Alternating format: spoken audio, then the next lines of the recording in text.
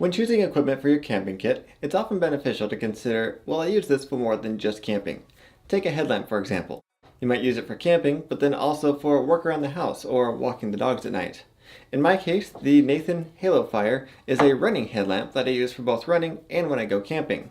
In this video, I'll talk about the benefits of using a dual-purpose item, but also the drawbacks that I experience when using this particular headlamp. My name is Chris, and this is Gear Cache.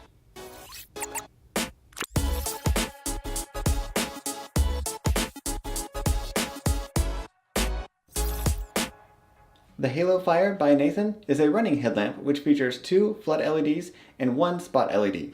These LEDs can be set in one of 5 different lighting modes, the brightest of which gives you a peak brightness of 288 lumens.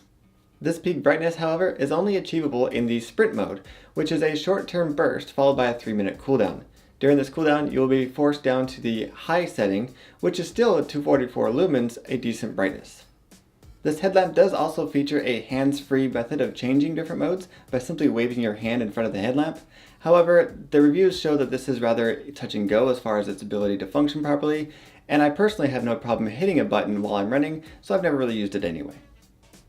This headlamp does come with an internal lithium-ion battery, which is rechargeable via a USB port on the side. At high setting, the battery will last about 2.5 hours with regulated output, followed by an additional about 2 hours where the LEDs will slowly dim over time. Note that if you use any of the hand-waving technology, you lose the regulated burn time and the LED simply slowly fades as the battery dies.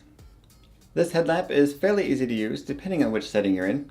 You've got a power button on the right which will turn on the device, as well as in the first mode, cycle between the various brightness settings of the headlamp. The button on the left will change which mode you're in, from push button to waving your hand with an auto strobe feature. This turns on the strobe light when it senses that a headlight is coming at you from an oncoming car. Now, with all this running functionality, it's clear that this headlamp was not intended to be used for camping purposes.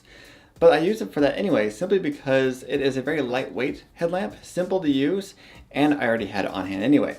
That said, there are several functions that I am missing from some more dedicated camping style headlamps. For example, a headlamp that automatically dims depending on where you're looking, or has a much longer battery life for those more overnight backpacking type trips. So even though I like this headlamp and it works great for what I need it to do, it's more a matter of I'm using it for 2 purposes, and that's why I really like this headlamp. So as you're looking for something, say a headlamp, for your own purposes, consider, will I be using this for more than just camping?